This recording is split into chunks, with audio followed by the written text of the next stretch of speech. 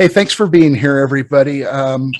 We're meeting together tonight because all of you have, and other people that I and some of the ladies that I work with have talked to people that have had specific problems with Southern Oregon Head Start being employed there. And also, we've heard from some parents that have had a lot of problems with Head Start. Those problems relative to activism inside of the business and inside of the program, and also problems relative to vaccines and COVID and how people are treated, and also how parents are treated if they're of certain religions and those kind of things. I think the best thing to do would be to start by having each of you tell a little bit of a story about your specific problem and why you were willing to be here. I think we should start with the person with the hat, the big hat. Well, it's a long story, so I will put it into just a few words. That I was privy to seeing a lot of people bullied. I was privy to seeing a lot of people put through areas that people were asked to make up false either allegations or falsehoods on any type of areas that we were, to do evaluations, asked to fire people and get rid of people for all types of different reasons, ranging from falsehoods of allegations of racial prejudice to people getting asked for not having the vaccination or not believing the same way as administration felt that they should be. So the need to lie or manipulate those things, that was an expectation of employment. At some levels, it was an expectation. If you were to be a proper player within the ranks, you were supposed to be doing those things if you were a good player within the company. Under the guise of a team player, I've heard that one before in corporate America. Didn't expect to see it in school type stuff. Really never about the children. That's the motto, that it's about the children and the families. However, it couldn't be further from the truth. It is so political, and it's within the politics of a very select few and what their viewpoint is of what is right and what is wrong, and the openness of accepting all people and all uh, races and religions and nations, and the list goes on, is not something that happens at Head Start. That's not good. Can you tell me what pays for Head Start? How is it funded? So Head Start is grant funded primarily, but we also have funding that comes in from the federal area and also the state. And those are the main entities. And of course, Head Start funded grants, but primarily a lot of grants fund Head Start in various areas. And definitely not something that should happen with tax money, but I would imagine some of those grant providers are not expecting that either. They're not. And unfortunately, if you go to make any type of uh, request for, let's say that there's something going on that, you feel is not correct or not being handled correctly, if you go to the region level, there are people in the region level that administration at the local level are really in the hands or the pockets of the people at the region level. And so really nothing ever gets done. It's all swept under the rug. A protected class within the employment by the top administrators, and a less protected class within the employment, which is happening in corporate America. But then that really bothers me inside of anything that teaches children. Absolutely. I'd like to hear from the person with the backwards black baseball hat on. So I guess I just saw countless times where people were bullied or told that they were doing things wrong, but it was almost in like a nitpicky way where instead of looking at that person's strengths and where they can grow, they were just trying to find reasons to get rid of them. And it would be for the most random reason that they would find a way to like pick at one certain thing, and then they would create things around that one certain thing to make it bigger and bigger and bigger until they could finally let that person go. And the union never has anyone's backs on that, because they feel if the quote unquote documentation is there, which the previous person already said, some have been made to make up that documentation, then they have reasons to let that person go. So the union really eats out of the hands of the administration. Yeah, I mean, and they will pretty much go with whatever the administration thinks on it. So if there's no real backing by the union at all. So I want to make sure I understand if you have a problem where they don't like something that you're doing while you're working for Head Start, people experience things like retaliation, and rather than training or counseling or discussions, generally they start building a case at that point so that they can force people out to possibly have just the people that agree with them. Working for them? Yes. Yeah. They want all the yes people they can have. Yeah. Oregon is a at-will employment state. So, I mean, they are under their own ability to just say, hey, it's not a good match and leave it at that.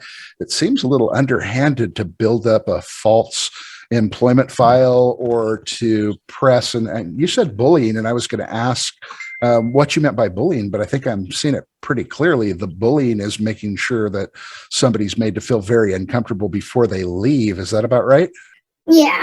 Yes. Yeah, that's happened on several occasions, where it's like they make that employee feel like they are just lower than complete dirt, and so they don't even know how to fight back, and so they just kind of accept what is being done at that point because they already are at their low. That's sad. Unions were originally created to stop things just like that, and now the unions are taking money and apparently not doing anything to stop it. I'd like to hear from the person without a hat. So my experiences that I've witnessed are more of like segregation of being vaxxed and unvaccinated, and they ultimately want 100% of the employees vaccinated, and if you don't agree with that, they are punishing you. Like they're like, oh well, you need to wear a mask if you are exposed or you test positive, then you are mandated to quarantine for however many days. And the people that are vaccinated, they don't have to wear a mask. They can still go to work. But like at the end of the day, if you're exposed, you're exposed. If you test, I've even heard admin tell people that were vaccinated to not get tested. Oh, wow. I actually made a formal complaint with OSHA, and OSHA corrected it. Okay. What kind of actions have you seen taken relative to segregating people or creating different classes of people within the workforce that are treated differently? Have you seen people bullied, talked down to, that kind of stuff? Is it emotional? Oh yeah, it's definitely emotional. I've heard admin tell people that were like they're not vaccinated, that have been exposed or tested positive. If you would have been vaccinated, you wouldn't be in the situation you're in. And they're making people go either without pay or use all their sick leave or all their PTO. And like the first two people have said, the union works for the admin. They don't work for the people that are paying their paychecks. Oh, wow. They're willing to say that out loud, huh? A little payola there, huh? Union. We'll have to figure out what is the union? Is it the teachers union in general? Who lays down these decisions with the union? What union is it? Union covers all non-salaried people. So anybody who's salaried is not covered under the union, and under Head Start law, your handbook can be let go for absolutely anything. Where someone who's under the union needs to go through the disciplinary pieces before usually they're let go. So that's the differentiating part between the union and what it covers and what it doesn't cover. All right. Bob in the baseball hat, talk to us.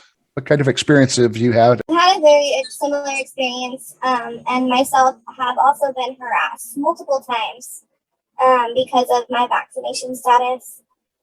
So much so where other employees were, you might as well get the vaccine. It'll save you from having to quarantine.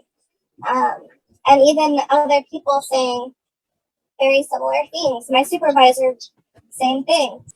How many times per week could you personally say that somebody under the employment of Head Start administrator or otherwise has talked to you about this?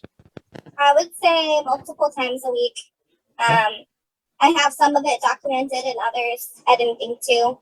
But definitely more than once a week and sometimes daily? Absolutely. Do you ever hear from multiple people more than once per day about your virus vaccine status? Yes and no. It depends on who the person was. Gotcha. Definitely sounds like a little bit of team bullying there, and anybody that's bugging you about that every day, that's definitely some bullying in the workplace. I made sure to avoid management as much as I could, just to make sure I was under the radar. Dylan, would you like to tell us a little bit about your story with Head Start? Mine's pretty similar. I've witnessed favoritism. I've witnessed reverse racism. I've witnessed bullying. I've been subject to bullying. Earlier, it was talked about how Head Start will pick one thing that instead of training on, they will just pretty much run it into the ground and either make you feel terrible to where you can't fight back anymore because you don't have the energy, or if you fight back, it gets worse. And I've been a part of that recently, of Retaliation, and I have asked for training and have not received any. What kind of retaliation? And anybody can answer at this point. If somebody starts talking, just let that person talk and pick it up after they've finished if they don't say the same thing you were going to. But what kind of retaliation have you seen against employees? I've seen people get wrongfully fired. I have seen people get transferred from where they are normally teaching or normally working at to a different center. I've seen people segregated, and I've seen people left out of meetings that were supposed to be required for all staff. Oh, wow. When you say transferred out of the place that they're working, where do they get transferred to? Far away? It depends on what's available.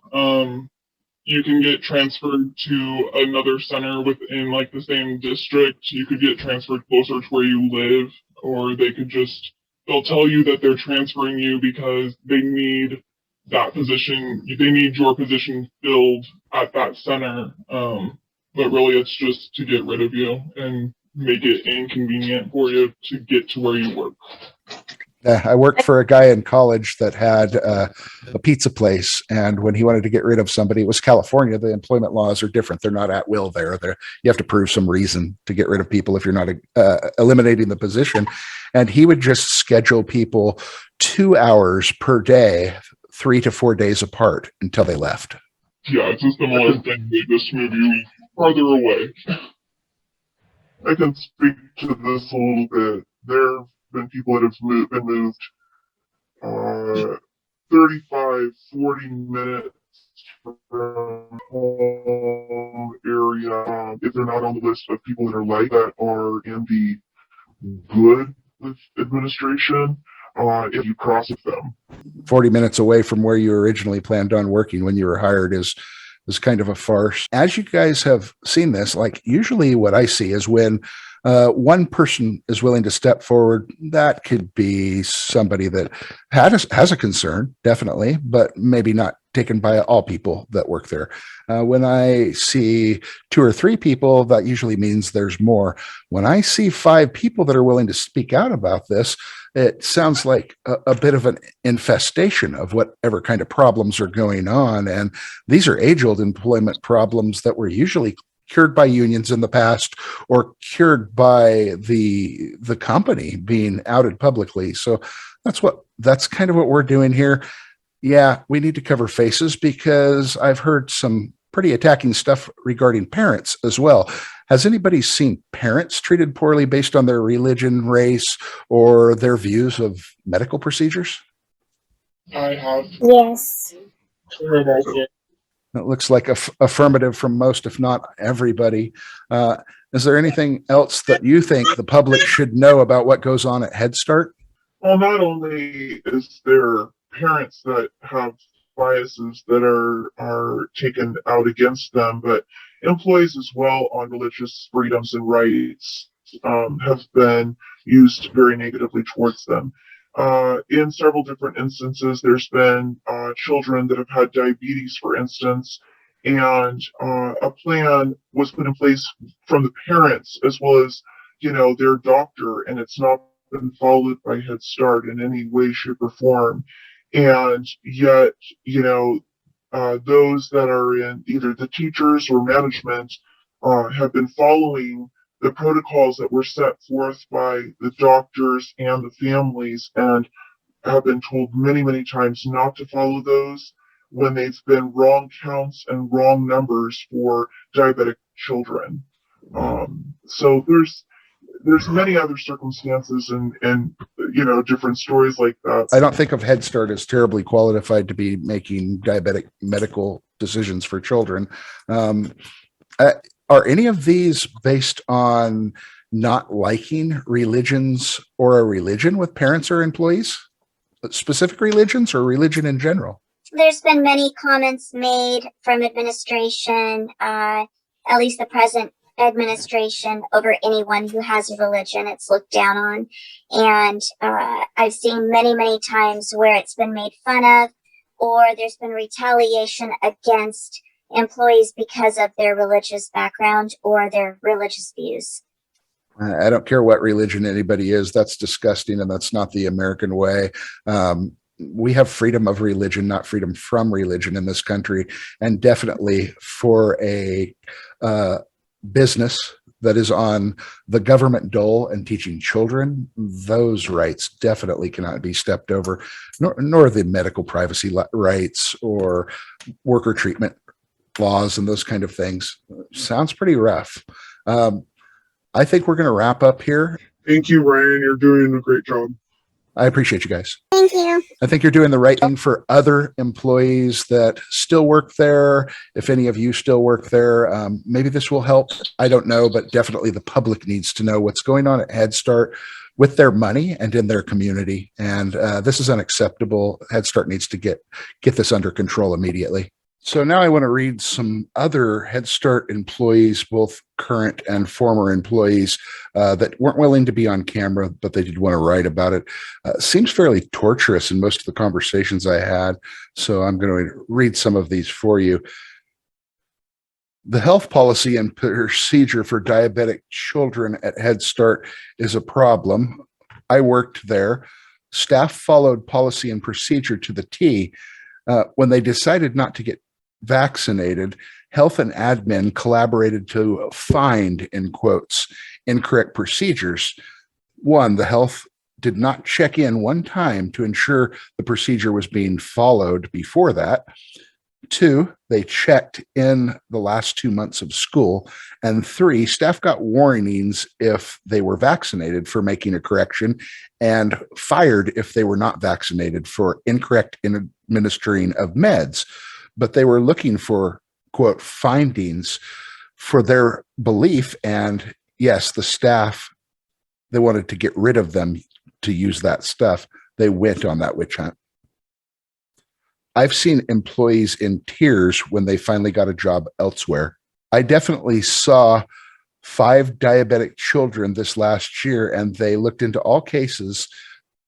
They made a mistake and tried to put it on staff instead of accountability in health and admin. Something about the health problems inside of Head Start policy. A child who is not supposed to get milk was served milk because their teacher showed up hungover and high. The teacher got transferred, but there were no repercussions while the kid got extremely sick. I advocated for the religious diets, like no meat being acknowledged for not having a diet in place for diabetics. They feed them high carbs and low protein. I witnessed children being made to go home for allergies and the crackdown from upper management with little to no time to go over the new policy. I know a teacher and TA that got put back onto unemployment for not complying with the mask mandates and making a stand for their students.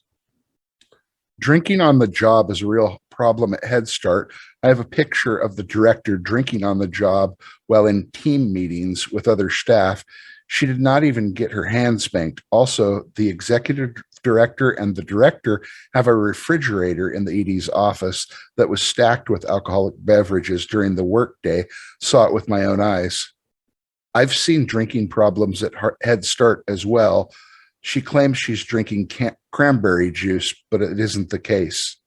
Step 1, train the people only to consume. Step 2, infiltrate adults with the news. Step 3, indoctrinate the children through the schools and the music and the apps on the phones that they use. Step 4, separate the right from the left. Step 5, separate the white from the black. Step 6, separate the rich from the poor. Use religion and equality to separate them more. Step 7, fabricate a problem, made a lie. Step 8, put it on the news every night. Step 9, when people start to fight and divide, take control. This is called situational design.